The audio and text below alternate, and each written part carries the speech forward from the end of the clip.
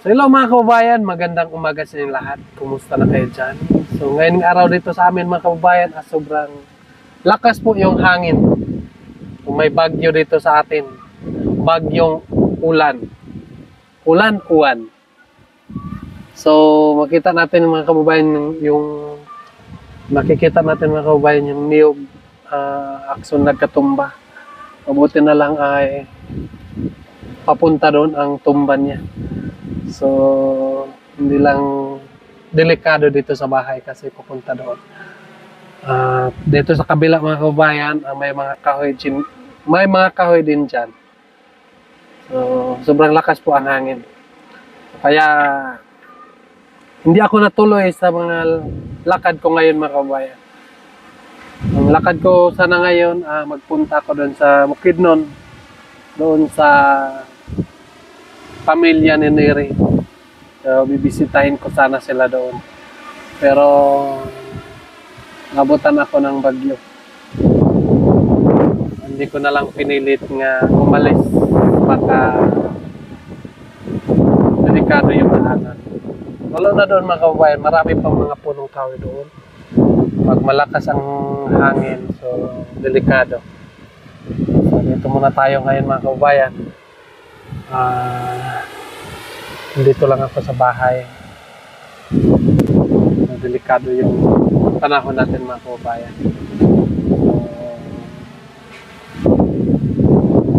Kahit may mga importanteng lakad natin mga kababayan, pero kung tulad ngayon, may mga bagyong parating dito sa mundo natin, ay isip natin yung ating buhay. No? Hindi tayo magpadalos-dalos, no? Hindi tayo umalis kasi hirap na, no? Delikado ang panahon ngayon mga kababayan. So grabe, no? May kasaling ulan pa dito sa amin mga kababayan. Hangin at saka ulan. Dito muna tayo mga kababayan. Habang nakaupo ay mag-kape muna tayo.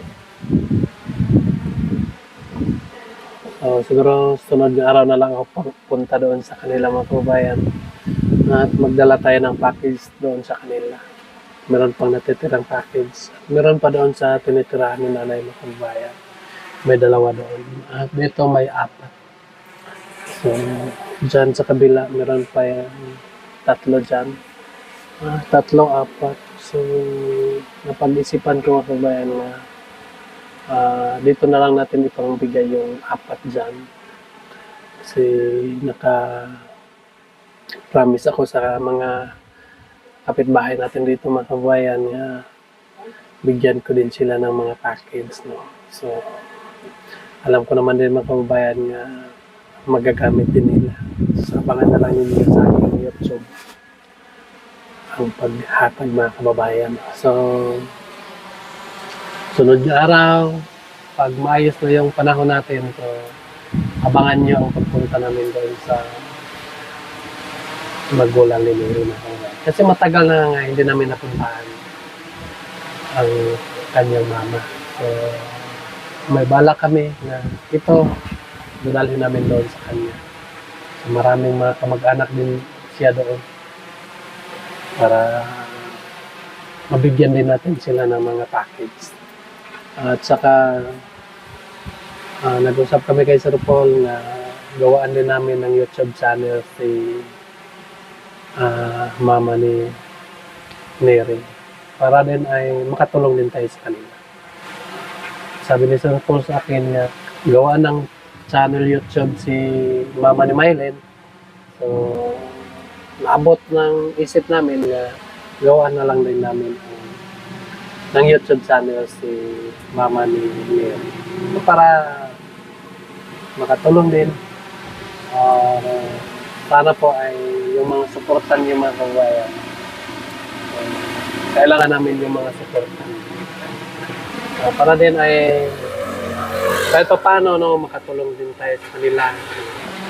Kahit dumating yung panahon niya. Kasi hindi natin maiwasan. Hindi natin alam yung pangyayari hindi natin alam kung ano yung mga kasunod. No? At least nga may tulong tayo sa kapwa natin. So, yun po mga kabayan, no? Abangan nyo ang mga kaganapan namin dito. No? Pagkatapos ng bagyong Juan, so, dumiretso ako kasi nakaready na ako ng mga kabayan. Nakapagas na ako, yung bunggo lang yung dalhin namin doon. Kasi may karga kami mga kabayan. At saka isama ko yung kapatid ko at si Istong mga kabayan. Kasama din si Istong. Grabing busy pa ni Istong mga kabayan. Nagpagawa siya ng bahay niya. Ano. So sana lagi niyong panoorin ang kanyang YouTube, Istong Vlog. Kasi yan po ang aking katuwang sa pag-vlog mga kabayan. So alam niyo naman kung sino ako, ano ako. Wala akong matapos, no? So, mahirapan ako pag wala si Istong. So, sana susuportahan natin si Istong mga kababayan. At saka, tungkol doon kay Nanay Lorna mga kababayan, at lahat nga nagtatanong kung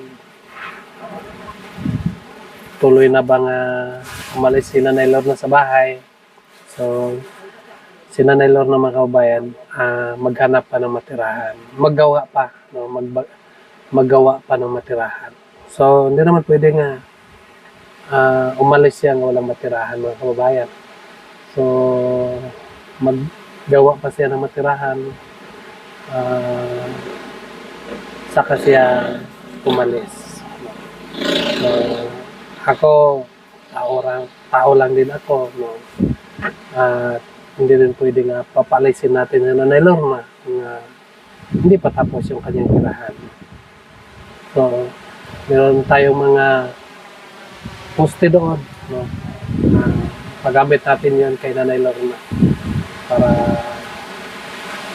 madali yung paggawa ng kanyang bahay. Wow! Oh, grabe! Lakas ng lakas ng hangin mga kababayan. Lakas. So, yun mga kababayan, no? At saka, nakikiusap lang po ako sa inyo mga kababayan. Sa lahat na nagko-comment doon ng against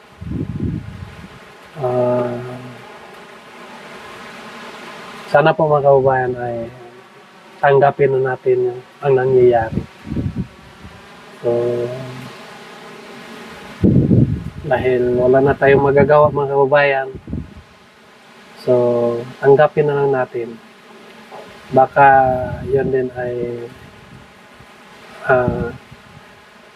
pagbuot, mga pagbuot lang yapon sa Ginoo na mo na itabo, no?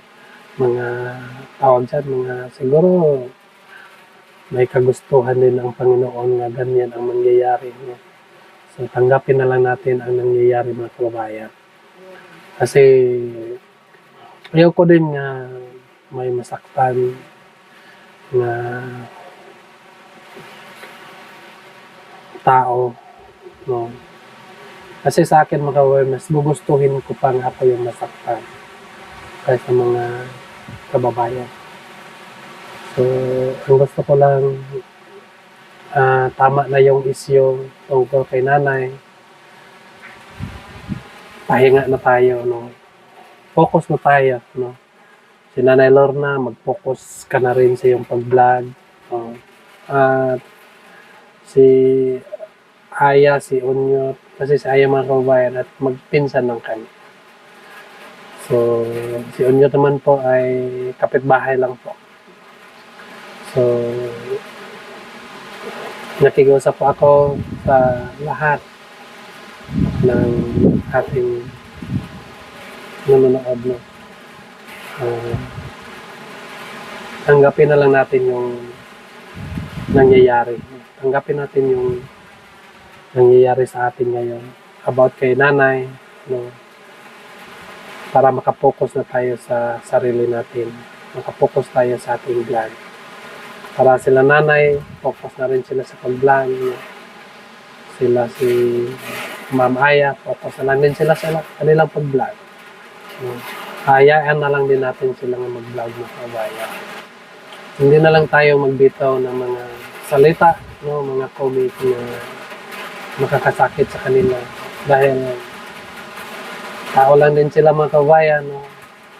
May puso din sila na masasaktan. No? Yan lang po ang pakiusap ko mga kababayan. No? Hinto na natin yung mga komento natin about kay Nanay Lorna. Kasi wala na tayong magagawa dyan mga kababayan. Kagustuhan din yan ni Nanay Lorna. No?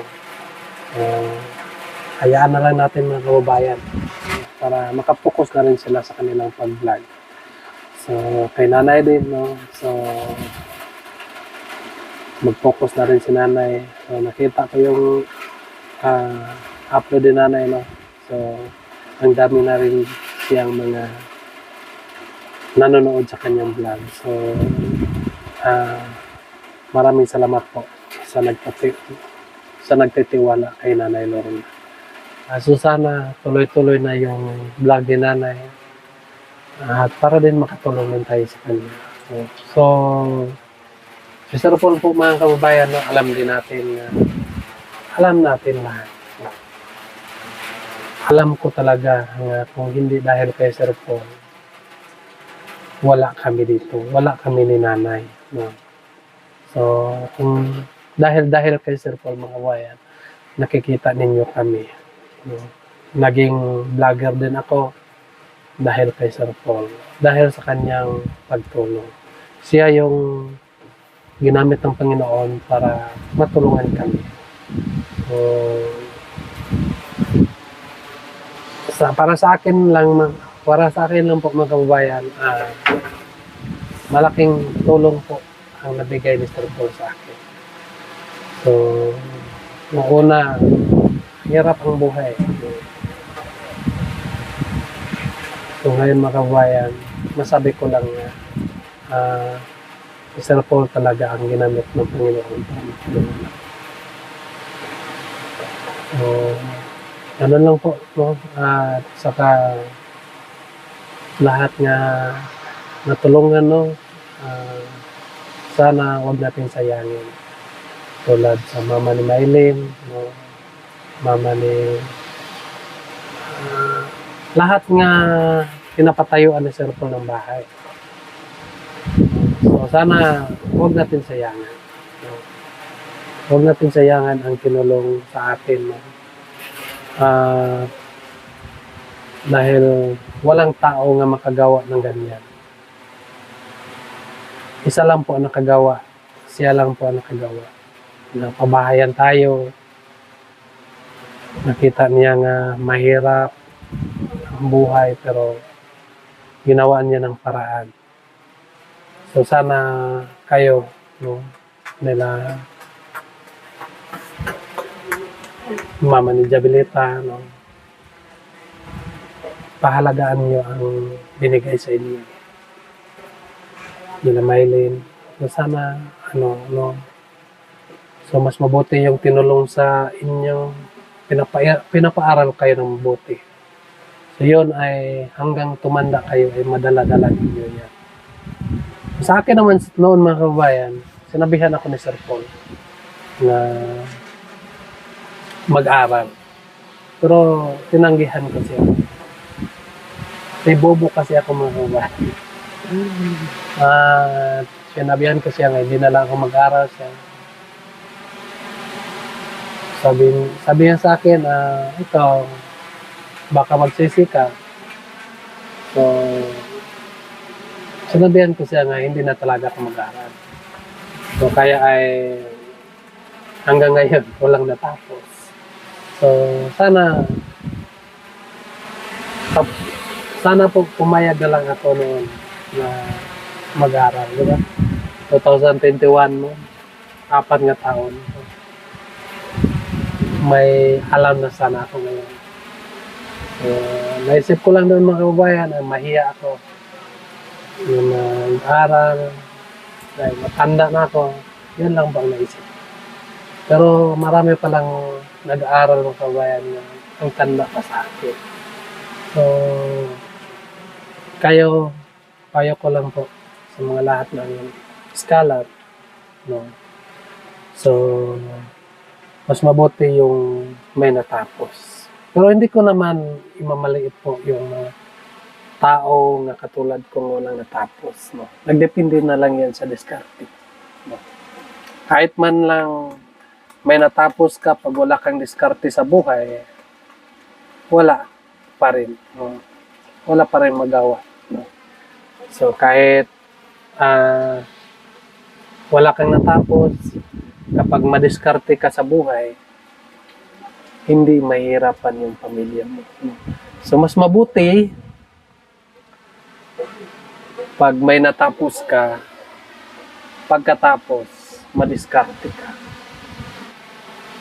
Payo ko ito sa mga scholar natin na nag-aaral. Yung hindi na nag-aaral, bahala na kayo. So yung nag-aaral na lang, sana kahit hirap, so kakayahin nyo. Dahil kapag makatapos lang kayo sa inyong pag-aaral, no, mababawi ninyo ang mga pagod ninyo. Tulad nila ni Russell, si Kumaring Irene, Badiday, sa lahat ng pinapaaral ay dapat focus lang kayo. Ako ay nagdadasal para sa inyo, para matupad ninyo ang inyong mga pangarap. So, kapag ma-miss ninyo yung mga pamilya niyo, ay may mga cellphone naman tayo, no? Tumatawag lang kayo sa mga pamilya niyo para mawala yung miss. Hindi tulad noon mga kabayan na walang cellphone, mahirap pa talaga. So ngayon, pwede na, no? Kahit araw-araw mo na makita yung pamilya mo. So, yan lang po mga kababayan, no? Inulit ko po ang kanina mga kababayan, no? Hayaan na lang natin mga kababayan, no? Ang nangyayari, no? Yung lahat na nagko-comment ng against, no? Nila nanay, lahat na sana tama na yun mga kababayan, no? So, ayaw ko lang din nga may taong masaktan dahil mga kapitbahay lang po kami. So, pagpatuloy na lang natin mga kababayan, no, ang ating mga kaganapan, no? Mag-miss yun naman po tayo ulit. So, yun ay natapos na yun. So, wala na tayong magagawa doon. So, hayaan na lang natin mga kababayan. So, mag-vlog na rin si Nanay Lorna, sila, Ma'am Aya, sila si Onyot, bahala na po sila din. So, hindi na lang din nila babanggitin yung mga pangalan namin ng PB team, no? So, mag-vlog na lang din sila sa kanila na hindi kami kasama, no? So, kami, mag-vlog din kami nga hindi sila kasama sa mga binabanggit namin. So, yun lang po ang pakiusap ko sa inyo mga kabayan. So, kung mayroong pagkakamali man po ako mga kabayan, so sana patawarin niyo ako kasi hindi naman po ako perfect mga kababayan. Tayong lahat tao dito sa mundo ay hindi perfect. So, kaya ay pag may pagkakamali pa ako, sana patawaran niyo. So, yan lang po mga kababayan, no? God bless you po sa inyo lahat. Mag-ingat kayo dyan palagi. Bye-bye.